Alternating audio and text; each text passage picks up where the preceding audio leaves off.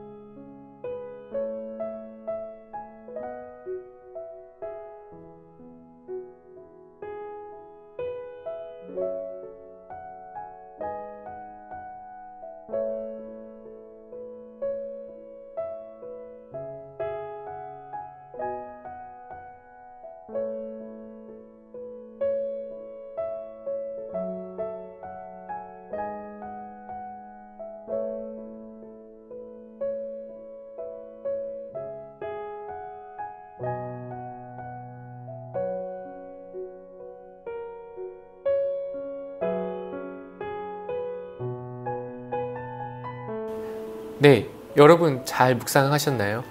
저희 함께 아래 이야기 속을 한번 읽어보겠습니다. 얼마 전 재미있는 기사를 인터넷에서 본 적이 있습니다.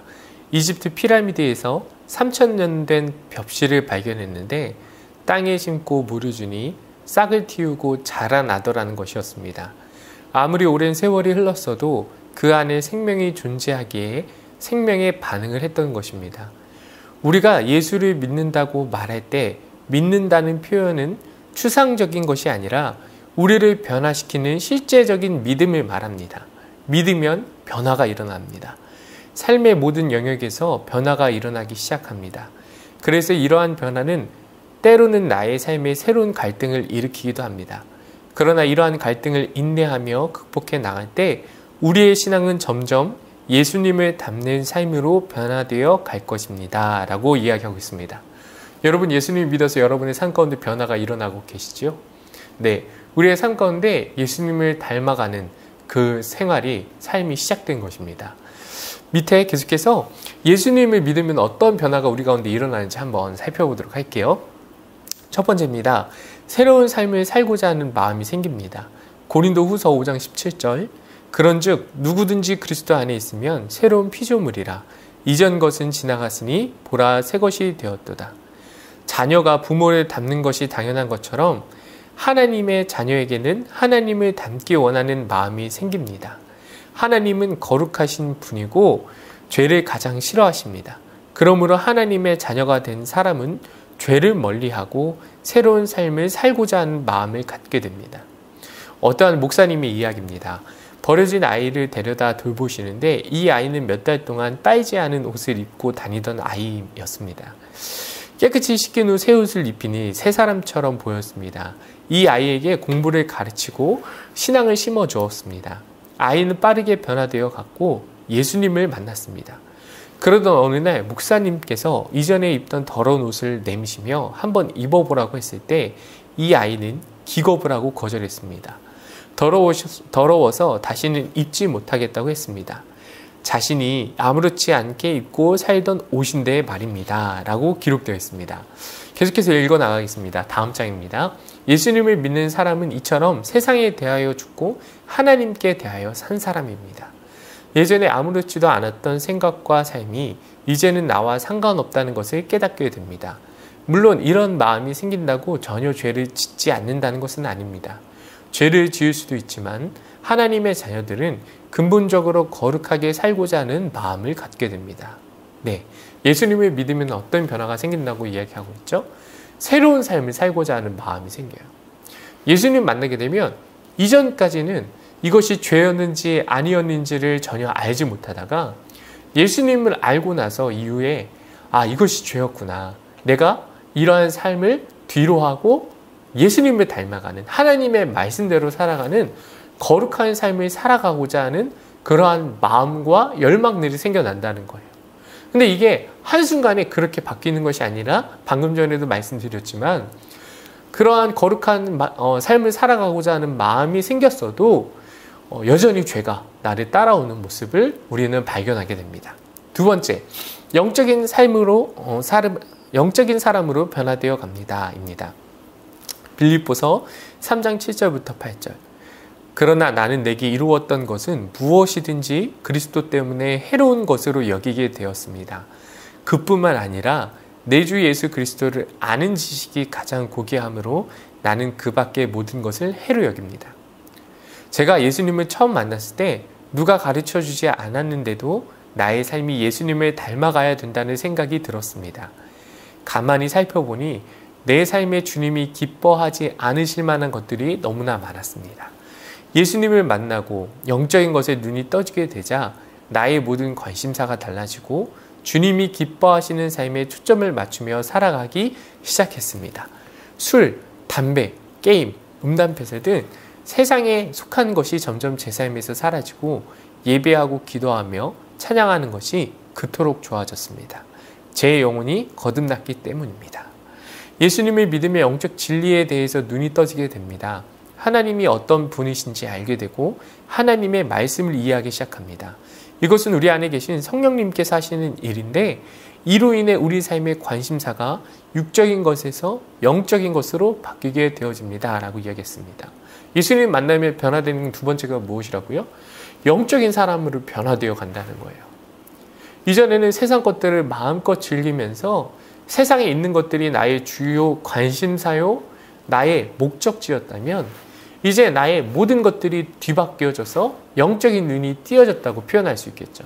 영적인 눈이 띄어져서 내가 이전까지 관심 가지던 것들이 모두 다 변하여 이제 영적인 부분으로 우리의 관심사가 바뀌어졌다는 이야기죠. 그래서 첫 번째로 관심사가 달라진다고 이야기하는데요. 베드로전서 2장 2절은 이렇게 이야기합니다. 갓난 아기들 같이 순전하고 신령한 젖을 사모하라. 이는 그로 말미암아 너희로 구원에 이르도록 자라게 하려 함이라. 예수님을 믿으면 영적인 것을 사모하게 된대요. 이전에 즐기던 술, 담배, 음담패설, 세상 자랑 등이 더 이상 나를 채울 수가 없습니다. 예배를 사모하게 되고 기도하고 싶어집니다. 찬양을 할 때마다 마음의 즐거움이 넘쳐나고 하나님 말씀을 더 알고 싶어 합니다. 이런 영적인 관심사는 우리의 영적 성장을 가져옵니다. 네, 당연한 말이겠죠? 두 번째, 사랑하는 마음이 생겨납니다. 자, 계속해서 읽어볼게요. 요한일서 4장 12절. 어느 때나 하나님을 본 사람이 없을 때 만일 우리가 서로 사랑하면 하나님이 우리 안에 거하시고 그의 사랑이 우리 안에 온전히 이루어지느니라. 성령님은 예수님과 동일하신 분입니다. 성령님이 내 안에 거하신다는 것은 사랑이신 예수님이 나를 다스려 주신다는 것입니다. 예수님이 그 안에 계신 사람은 누구든지 사랑의 마음이 생겨납니다. 예전에는 다른 사람을 미워하고도 아무 거리낌이 없었지만 예수님을 믿은 후에는 달라집니다. 용서해야지, 사랑해야지 하는 마음들이 생겨납니다. 네, 우리가 영적인 사람으로 변화되면 하나님께서 주시는 마음으로 우리 주변에 있는 사람들을 품고자 하는 마음들이 생겨난다는 거예요. 여러분들 그런 마음들이 생겨나고 계시죠? 네, 이것은 우리가 억지로 무언가 힘을 쥐어짜서 일어나는 일들이 아니에요. 예수님을 만나면 자연스럽게 변화되어 가는 그런 과정인 거죠. 세 번째, 새로운 소원이 일어난대요. 빌립보서 2장 13절, 너희 안에서 행하시는 이는 하나님이시니 자기의 기쁘신 뜻을 위하여 너희에게 소원을 두고 행하게 하시나니. 예수님이 그 안에 계신 사람은 하나님이 기뻐하시는 일을 하고 싶은 마음이 생겨납니다. 누가 시킨 것도 아닌데 전도하고 싶어지고 교회 사역에 동참하고 싶어집니다. 더 나아가 하나님의 나라를 위하여 자신의 삶을 드리고 싶어하기도 합니다. 하나님과 교회를 위하여 무엇인가를 해야겠다는 마음이 든 적 있습니까? 그렇다면 그것은 당신 안에 계신 성령님이 주시는 마음입니다. 하나님께서 새로운 소원을 주신대요. 예전에 어떤 한 청년이 하나님을 만나고 자기가 할 수 있는 게 무엇일까 생각을 해보다가 자기가 평소에 비누 만드는 것에 굉장히 관심이 많았거든요. 그래서 항상 비누를 한 보따리씩 만들어서 지하철역 앞에 나아가서 그 비누를 나누어 주며 전도를 하는 청년을 본 적도 있습니다. 여러분, 새로운 소원이 생겨난대요. 여러분 마음 가운데 혹여나 새로운 소원이 있으세요? 만약에 없다면 우리 안에 과연 예수님을 닮아가는 그런 삶의 변화가 있는지도 한번 살펴보셔야 될 것 같아요. 자, 두 번째, 예수님을 믿으면 새로운 변화뿐만이 아니라 새로운 갈등이 생겨난대요. 첫 번째, 옛사람과 새사람의 싸움. 자, 한번 들어보세요. 갈라디아서 5장 17절입니다. 육체의 소욕은 성령을 거스르고 성령은 육체를 거스르나니 이 둘이 서로 대적함으로 너희가 원하는 것을 하지 못하게 하려 함이니라. 예수님 믿고 거듭나면 우리의 영은 새로 태어납니다. 그러나 우리가 살았던 삶의 습관과 잘못된 가치관은 아직 마음과 육체에 많이 배어 있습니다. 그렇기 때문에 처음 신앙생활을 시작하면 옛 사람과 새 사람 사이에 적지 않은 갈등이 일어납니다. 신앙생활이란 옛 사람의 습성을 죽이고 새 사람으로 살아가는 과정입니다. 하나님의 말씀으로 양육받고 성령님을 의지하며 옛 사람을 벗어버리는 길이 신앙생활에 승리하는 비결입니다. 라고 이야기합니다. 예수님을 믿으면 새로운 갈등들이 일어나요. 다 일맥상통하는 이야기겠지만 예수님 믿고 여러분 예전에 관심사가 달라졌다고 이야기했죠. 여러분의 아예 가치관이 뒤바뀌는, 이거는 그냥 우리가 새롭게 우리 안에 있는 것들이 창조되어지는 과정이에요. 그런데 우리 안에 새롭게 창조된 부분이 있지만 예전에 우리 안에 아직 죄악된 습관들, 관습들이 남아있어요. 그러니까 전 과에서도 말씀을 드렸지만 사단은 우리를 계속해서 참소하고 우리 계속해서 공격해요. 그러니까 우리 마음에 두 마음이 계속해서 갈등할 수밖에 없어요. 그런데 사도 바울도 그렇게 이야기하죠. 내 마음에 두 마음이 있는데 이 두 마음이 계속해서 싸운다고요. 그리고 사도 바울은 이런 고백도 하죠.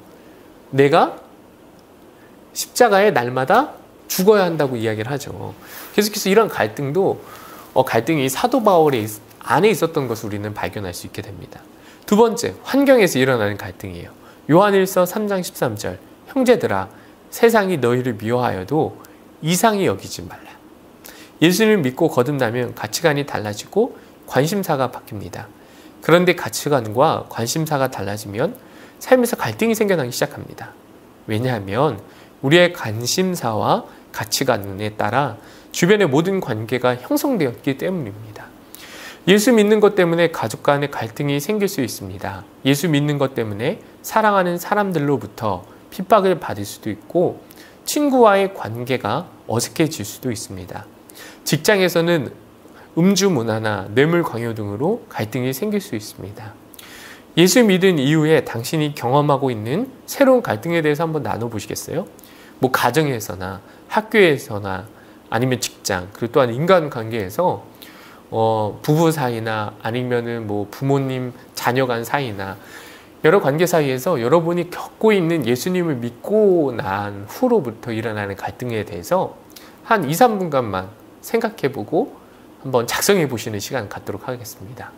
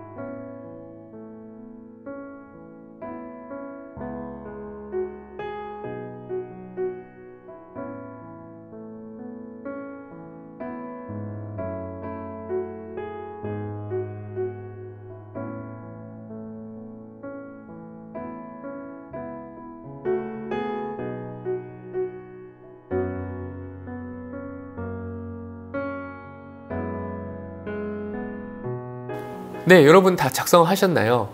네, 이런 것들을 쭉 살펴보면 우리 안에 예수님을 믿고 나서 우리가 얼마나 변화되고 있는지가 드러나지 않을까.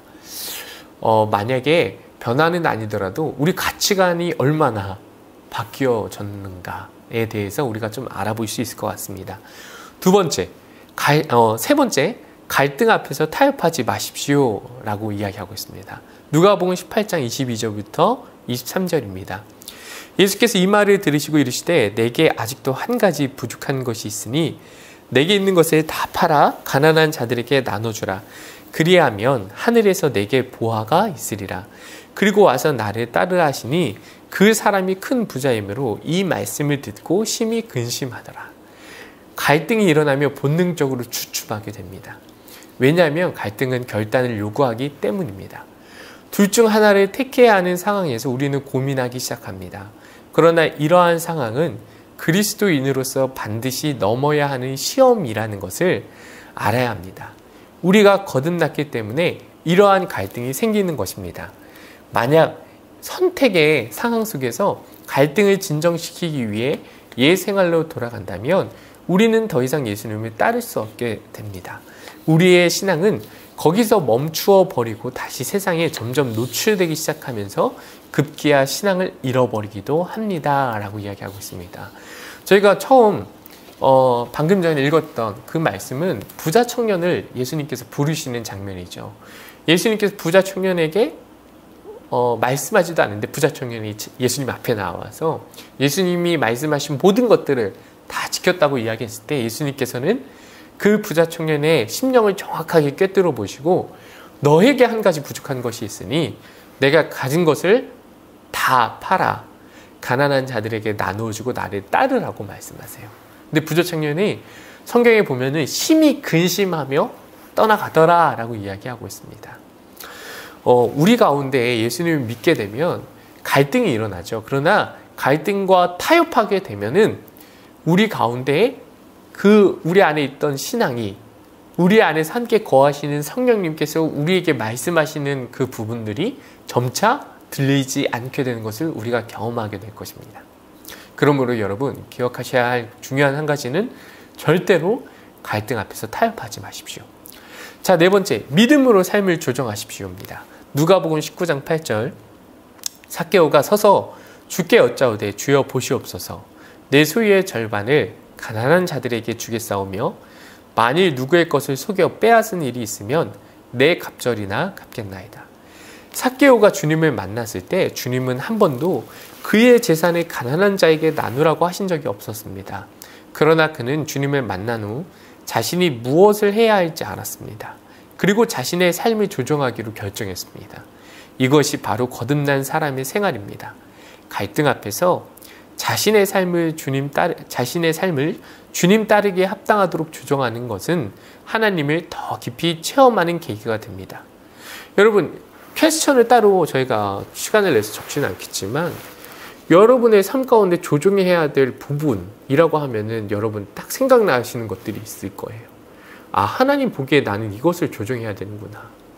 따로 뭐 생각할 시간을 갖지 않아도 지금 말씀 나누고 있는 이 상황 가운데 여러분은 알고 계실 거예요. 하나님께서 여러분의 삶 가운데 제하길 원하시는 부분이 어떠한 것인지를요. 그렇다면 여러분 그러한 것들에 대해서 주저하지 마시고 타협하지 마시고 여러분이 직접 그런 것들을 정리해 나가 보시면 좋을 것 같아요. 여러분이 믿음으로 그것들을 정리하실 때 하나님께서 우리 가운데 부어주시는 그러한 은혜가 있다는 거예요. 여러분들이 진정으로 그것들을 경험해 본다면 또 다음 스텝, 또 다음 스텝, 또 다음 스텝으로 넘어가실 수 있지만 여러분들이 만약에 갈등의 앞에서 계속해서 타협하고 주저하고 넘어지신다면 여러분은 아마 전혀 성장하지 않는 그런 신앙이 되실 수 있을 것 같습니다. 네, 세 번째, 예수님의 형상을 담기까지입니다. 예배소서 4장 13절 우리가 다 하나님의 아들을 믿는 것과 아는 일에 하나가 되어 온전한 사람을 이루어 그리스도의 장성한 분량이 충만한 데까지 이르리니 우리의 신앙생활에는 본받아야 될 모델이 있습니다. 바로 예수님이시죠. 그리스도인은 예수님을 닮아가는 사람입니다. 구원은 아무렇게나 살아도 천국을 보장해주는 천국 보험이 아닙니다. 구원받은 사람은 예수님을 닮아가게 되어 있습니다. 구원은 우리가 받은 것 중에 가장 크고 놀라운 것입니다. 그러므로 구원의 선물을 소중히 여기고 예수님의 형상을 닮기 위해 날마다 주님을 따라야 합니다. 그렇다면 예수님을 닮은 사람은 어떤 사람일까요? 첫 번째, 사랑의 사람이 되는 것입니다. 마태복음 22장 37절부터 40절 말씀. 예수께서 이르시되 내 마음을 다하고 목숨을 다하고 뜻을 다하여 주 너의 하나님을 사랑하라 하셨으니 이것이 크고 첫째 되는 계명이요 둘째도 그와 같으니 내 이웃을 내 자신같이 사랑하라 하셨으니 이 두 계명이 온 율법과 선지자의 강령이니라. 성경을 한 단어로 줄이면 사랑이라는 말로 정리됩니다. 좀 더 구체적으로 말해볼까요? 하나님을 사랑하고 이웃을 사랑하는 것입니다. 예수님은 하나님을 사랑하시되 죽기까지 순종하실 만큼 사랑하셨습니다. 이웃을 사랑하시되 자기 생명을 내어주시기까지 사랑하신 것이죠. 우리의 최종 목표는 사랑의 사람이 되는 것입니다. 하나님을 사랑하고 내 주위 사람들을 사랑하는 사람이 되는 것이죠. 혹시 주변에 당신의 사랑이 필요한 사람이 있습니까? 사랑이 없으면 무효입니다. 신앙이 좋고 나쁨은 하나님의 음성을 듣는다거나 기도를 많이 하는 것으로 평가되지 않습니다. 성경은 아무리 많은 영적 재산을 가지고 있어도 사랑이 없으면 아무것도 아니라고 말합니다. 사랑이 없으면 이 모든 것이 무효라는 말입니다. 왜냐하면 하나님이 우리 안에서 찾으시는 것은 사랑이기 때문입니다. 그러므로 우리는 무엇보다도 사랑의 열매를 많이 맺어야 합니다. 고린도전서 13장 1절부터 3절 한번 읽어볼까요? 함께 읽어보겠습니다. 시작!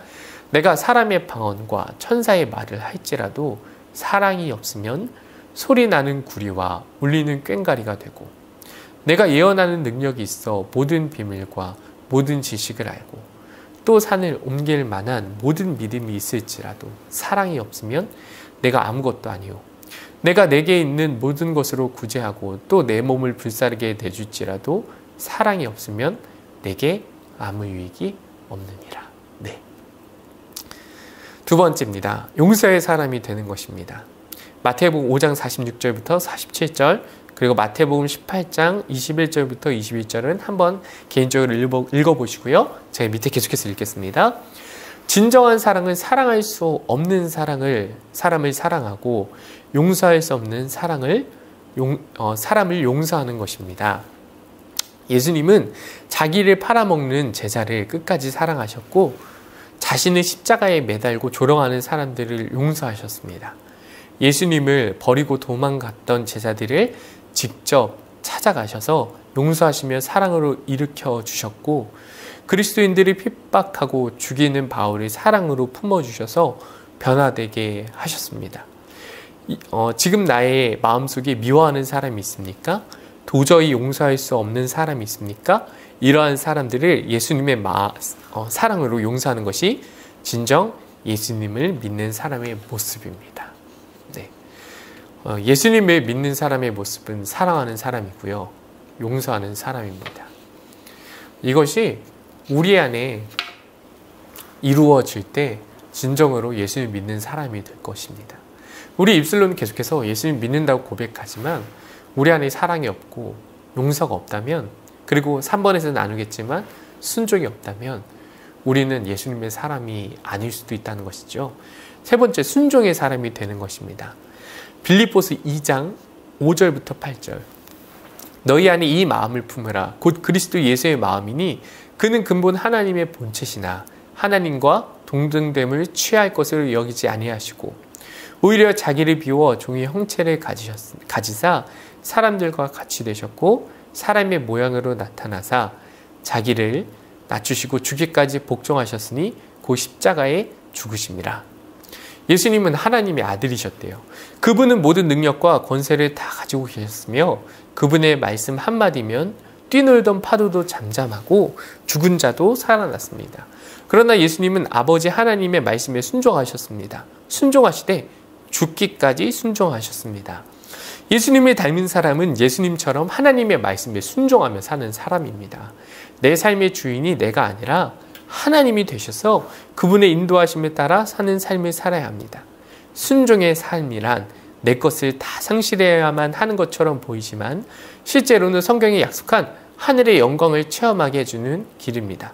바로 지금부터 말씀에 순종하는 삶을 살기로 결정하십시오 라고 되어 있습니다. 네, 여러분 좀 긴 과정 가운데 피곤하시겠지만 한번 기지개를 한번 펴보시죠. 기지를 한번 펴보시고 이제 얼마 남지 않았습니다. 함께 마지막까지 힘을 내셔서 완주하셨으면 좋겠네요. 자, 좀 기지개 피셨나요? 허리도 좀 똑바로 피셨나요? 네, 네 번째입니다. 어떻게 하면 예수님의 형상을 닮아갈 수 있을까요에 관련된 겁니다. 첫 번째, 예수님이라면 어떻게 하실까가 우리의 삶 가운데 계속해서 일어나야 된다는 겁니다. 질문들이요. 고린도전서 11장 1절, 내가 그리스도를 본받는 자가 된 것 같이 너희는 나를 본받는 자가 되라. 우리의 삶 속에서 무언가 결정할 때 예수님이라면 어떻게 하실까라는 기준으로 살아보십시오. 그렇다면 답을 쉽게 얻을 수 있을 것입니다. 예수님이라면 분명히 하셨을 것 같다는 일은 꼭 실천해 보십시오. 반대로 예수님이라면 절대 안 하셨을 일은 시작도 하지 마십시오. 여기서부터 예수님을 닮아가는 삶이 시작됩니다. 네, 첫 번째는 예수님이라면 어떻게 하실까라는 질문들이 우리 안에 계속해서 일어나야 된다는 거예요. 우리의 삶 가운데 우리가 회사 생활하면서 직장 생활 그리고 또한 학교에서 생활하면서 과연 우리의 삶 가운데 항상 닥치는 일들이 있고 선택해야 되는 순간들이 있잖아요. 그럴 때마다 과연 예수님은 어떻게 하셨을까? 예수님이라면 이렇게 하셨겠다라는 그런 질문들과 그리고 그러한 질문에 이어진 답을 우리가 실천할 수 있는 그런 실천력이 있어야 돼요. 그러니까 예수님이라면 어떻게 하실까라는 질문들이 우리 가운데 첫 번째로 먼저 일어나게 되겠죠. 자, 두 번째입니다. 회개하는 생활이에요. 히브리서 3장 13절, 오직 오늘이라 일컫는 동안에 매일 피차 권면하여 너희 중에 누구든지 죄의 유혹으로 완고하게 되지 않도록 하라. 예수님이라면 어떻게 하실까? 날마다 질문하며 살아도 우리는 실패를 경험합니다. 우리의 대적 마귀는 이때를 절대 놓치지 않습니다. 우리가 죄를 지었을 때 죄책감을 이용하여 우리를 넘어뜨리려 합니다. 예수님을 닮아가는 생활을 포기하라고 유혹합니다. 이때 마귀의 속임수에 귀를 기울이면 우리의 신앙은 생명력을 상실해 가고 말씀에 순종하지 않기 시작합니다. 죄 지은 것보다 더 큰 문제는 회개하지 않는 것입니다. 회개하지 않으면 우리의 심령이 굳어지고 예수님 닮아가는 삶을 포기하기 시작합니다. 회개는 우리가 예수님을 닮아가기 위해 반드시 필요한 것입니다. 회개할 때 주님은 우리를 회복시켜 주시고 다시 주님을 닮아가는 거룩한 삶을 살아가게 하십니다. 여러분, 예수님을 닮아가는 삶을 살기 위해서 우리가 회개가 반드시 필요하다는 이야기예요. 이 이야기는 뭐냐면 저번에 저희가 나누었죠. 돼지하고 양이 길을 가다가 길가에 있는 구덩이에 진흙 구덩이에 빠졌어요. 근데 양은 어떻게 했다 그랬죠? 바로 빠져나와서 깨끗한 물에 들어가서 자기의 몸을 씻었는데, 그런데 돼지는 그 진흙 구덩이에서 계속 구르더라는 것이에요. 그러니까 죄를 지은 것도 분명히 우리가 하나님 앞에 정말 위험한 신호고 사인이고 문제지만, 그것보다 더 큰 문제는 죄에 빠져 있다는 것을 알면서도 바로 거기서 헤어나오지 않고 그 자리에서 회개하지 않고 계속해서 죄의 자리에서 뒹구르고 있는 모습이에요. 네, 저희 네 번째입니다. 성령님과 동행하는 삶, 생활. 잠언 3장 5절부터 6절. 너는 마음을 다하여 여호와를 신뢰하고 내 명철을 의지하지 말라. 너는 범사의 그를 인정하라. 그리하면 내 길을 지도하시리라. 성령님은 우리가 구원의 길을 걷도록 도와주시는 예수님의 영이십니다. 우리는 그분을 신뢰하고 의지하고 인정해야 합니다. 가장 친한 친구에게 속마음을 다 터놓고 이야기하듯이 성령님과 가까이 하며 삶을 맡겨드리는 연습을 하십시오. 성령님은 내 삶을 가장 잘 아시고 어떤 것이 나에게 가장 유익한지 알고 계십니다. 성령님을 인격적으로 존중하고 함께 걷는 길에 예수님을 닮아가는 삶은 자연스레 약속된 것입니다. 성령님은 예수님의 영이시기 때문입니다. 여러분, 성령님과 동행하고 계십니까? 제가 예전에 함께 사역하던 목사님 한 분이 계셨는데, 그분이 언젠가 한번 결정을 했습니다. 어떤 결정을 했냐면, 성령님과 함께 동행하는 삶을 살고 싶다라고 이야기했는데요. 그 동행하는 수준이 어떠냐면요. 같이 함께 식당에 갔어요. 근데 식당에 갔는데 식사 테이블에 수저와 젓가락을 하나 더 넣는 거예요. 그러면서 뭐라고 하냐면 성령님 식사하시죠? 라고 이야기하면서 그 정도로 동행을 시작하시더라고요. 근데 한 가지 깨달았던 것이 무엇이냐면 우리는 성령님과 동행한다라고 그냥 막연하게 생각을 하지만 그게 언제 내 삶 가운데 실제가 되어서 그렇게까지 성령님을 의식하며 살아간 적이 있는가 라는 생각이 들었어요. 우리가 죄를 짓는 자리를 한번 생각해 보죠.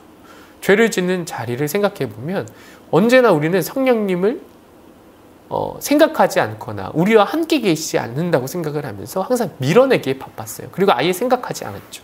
근데 성령님과 동행하면서 항상 성령님께서 나와 함께 계시고 나의 모든 삶을 지켜보신다라고 말씀을 생각하고 있다면, 의식하고 있다면 우리는 코람데오의 삶을 살아갈 수밖에 없어요. 하나님 앞에서 살아가는 삶이요. 여러분 성령님과 동행하십시오. 그리고 날마다 회개하십시오. 마지막입니다. 절대로 여러분 포기하지 마십시오. 히브리서 12장 2절 믿음의 주요 또 온전하게 하시는 이인 예수님을 바라보자. 미국의 소설가 호돈이 쓴 큰 바위 얼굴이라는 소설을 기억하십니까? 제가 한번 대충 줄거리를 읽어드리겠습니다. 남북 전쟁 직후 어니스트란 소녀는 어머니로부터 바위 언덕에 새겨진 큰 바위 얼굴을 닮은 아이가 태어나 훌륭한 인물이 될 것이라는 전설을 듣습니다. 어니스트는 커서 그런 사람을 만나보았으면 하는 기대를 가지고 자신도 어떻게 살아야 큰 바위 얼굴처럼 될까 생각하면서 진실하고 겸손하게 살아갑니다. 세월이 흐르는 동안 돈 많은 부자, 싸움 잘하는 장군, 말을 잘하는 정치인, 글을 잘 쓰는 시인들을 만났으나 큰 바위 얼굴처럼 훌륭한 사람으로 보이지 않았습니다. 세월이 오래 지난 어느 날 전도사가 되어 교회에서 설교를 하던 어니스트의 모습을 보던 시인이 어니스트가 바로 큰 바위 얼굴이라고 소리칩니다. 하지만 묵묵히 설교를 다 마친 어니스트는 집으로 돌아가면서 자기보다 더 현명하고 나은 사람이 큰 바위 얼굴과 같은 용모를 가지고 나타나기를 마음속으로 바랍니다. 예수님을 닮아가는 길은 때론 참 힘겹고 어렵게 느껴지기도 합니다. 해도 안 되는 나 자신을 볼 때 포기하고 싶을 때도 많습니다. 예수님 닮는 길은 나와는 상관없어 보이는 것처럼 느껴질 때도 있습니다. 그러나 포기할 수 없는 것은 우리의 운명이 이미 결정되어 있기 때문입니다. 무슨 운명입니까? 예수님 없이는 하루도 살 수 없는 운명입니다. 무언가 하려고 하지 마십시오. 예수님을 그저 바라만 보십시오. 그분을 닮고자 하는 마음만 포기하지 마십시오. 그러면 어느 날 어니스트가 그랬듯 예수님을 닮아 있는 나를 발견하게 될 것입니다. 어니스트의 이야기를 볼 때마다 참 깨닫는 것도 많아지고 그리고 또 생각하게 되어지는 것도 많이 있습니다. 예수님을 닮아가는 것, 한순간에 우리가 예수님을 닮아갈 수는 없습니다. 그러나 매일매일의 삶 가운데 성령님과 동행하며 우리의 삶 가운데 하나님을 날마다 바라보는 그러한 일들이 있기에 우리는 조금씩 하나님 앞에서 변해가는 것 같아요. 그렇게 우리가 조금씩 변해간다면 어느 날 우리가 되돌아봤을 때 옛날에 우리의 모습은 부끄러운 모습이 되어 있을 것이고 참 많이 변해 있는 우리의 모습을 발견하게 되어 있을 거예요. 가장 중요한 것, 포기하지 마십시오. 죄의 그 구렁텅이에 넘어져 그 아래에서 계속해서 자책감 가운데, 죄책감 가운데 눌려서 그 죄의 구렁텅이에서 뒹굴고 있는 것이 아니라 회개하는 생활, 그리고 날마다 성령님을 내 삶 가운데 초청하고 동행하는 삶을 살아가시길 소원합니다. 퀘스천 있습니다. 지금 나의 삶에서 예수님을 닮아야 하는 영역이 있다면 무엇일까요? 한번 적어보시면 좋을 것 같고요. 예수님을 닮아가는 삶을 살아가고 계시다면 지치고 어려운 순간이 없었는지 함께 나누어 보셨으면 좋겠습니다. 한 3분에서 5분 정도 함께 나누어 보도록 하겠습니다.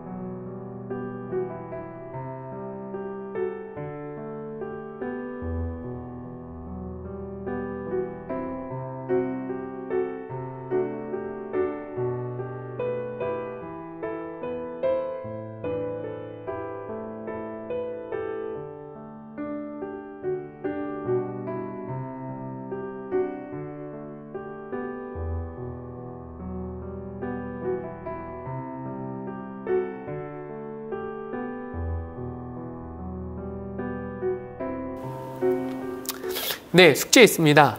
예수님이라면 어떻게 하실까? 삶 가운데 한번 실제로 적용해 보십시오. 그리고 성령님과 동행하시는 삶을 살아가시길 소원합니다. 우리 한번 기도하고 마치도록 할까요? 우리 함께 이 시간 한번 기도할 때 오늘은 예수님을 닮아가는 생활에 대해서 함께 이야기 나누었습니다. 예수님을 닮아가는 생활은 나의 가치관이 바뀌고 관심사가 뒤바뀌고 그리고 또한 많은 갈등을 유발하고 참 어려운 길입니다.